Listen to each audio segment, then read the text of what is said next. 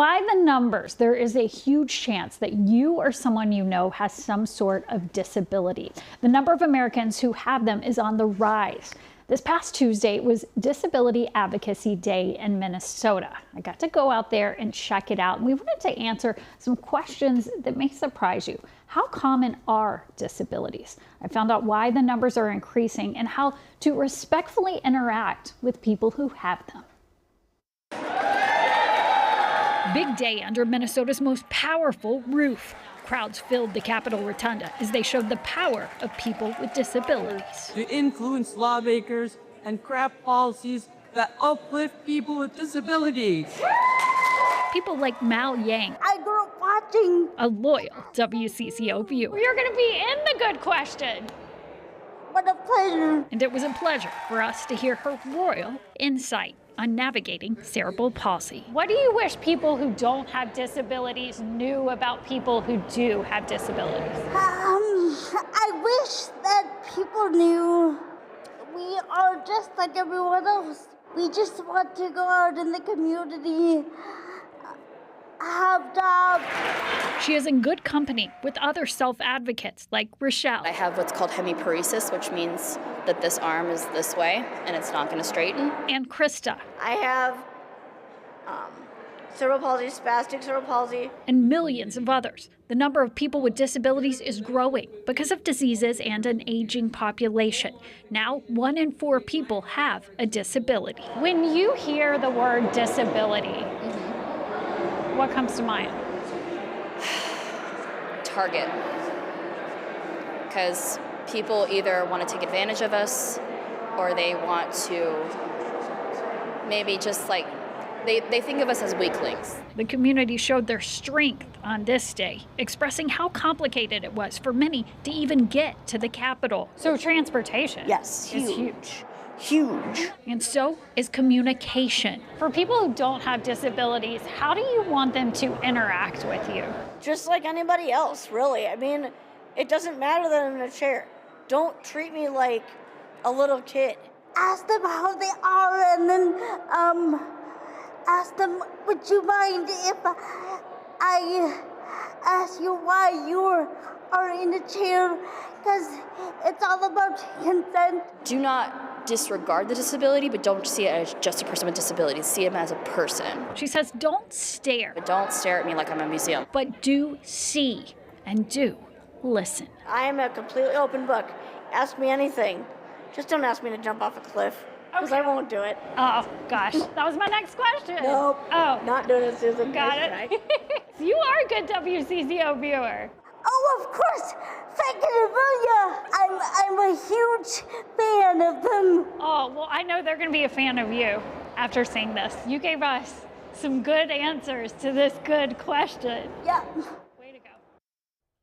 Well, Frank and Amelia, we're fans of everyone we talk to, including Rochelle, who is joining us live in the studio this morning. Rochelle, thank you so much. It was so good to meet you at the Capitol the other day, and I wanted to invite you on to talk a little bit more because we could only scratch the surface here. But just a little bit about your story. You have been navigating a disability since you were basically a baby, right? Basically, yes, I have. And technically, I've been navigating the system since I was in college, because as a person with disabilities and with the parents that I have that are phenomenal, they were literally like the best parents you could ever have in a certain situation. And like I think we this. have some pictures of you as you were younger right there, because you had a brain tumor. I did. And it was diagnosed at 18 months old. And so I've been dealing with this for a long time. And it's hard to figure out the process of, one, dealing with the fact that your baby that you just, had like recently, like how they have this, this problem that you have to figure out and navigate how the rest of their life is going to go. And so I had amazing parents that took really good care of me until I graduated from high school. And you have become a self-advocate, which is a big part of this world from what I've learned, right? Yes. Is we need to hear from the people who have the lived experience. Exactly. Okay, one thing that we talked about at the Capitol and I heard a lot, transportation, we know is a big issue for people. And then hand in hand, jobs. Yes. Tell me about that. Well, so what people need to understand is that people with disabilities, we kind of have a different path that we need to take, because the conversation goes well until the question of, do you have a disability?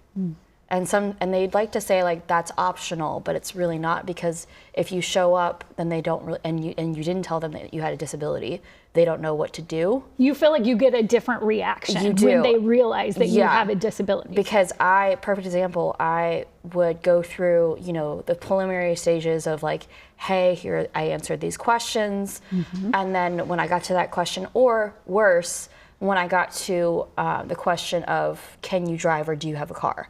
Part of my disability is that I can't see to the left of both eyes, and so I have no peripheral vision. So for me to drive would be very scary.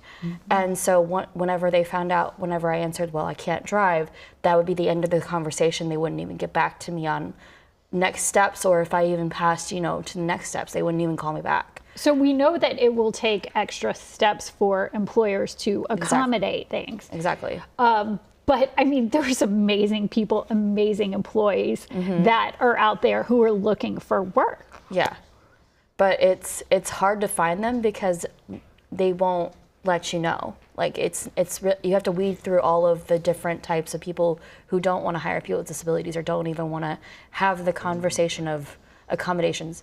That's the thing, is employers think it's this big scary conversation of accommodations or offending someone with disabilities just because they don't want to get sued.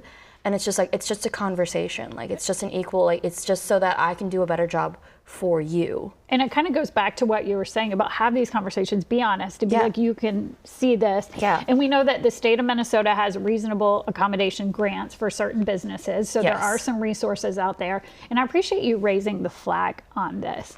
Now, we got to talk to you out there and kind of give an idea of what you wish people could know. But the other thing that seemed to stick with a lot of people from your words the other day, don't stare. Exactly.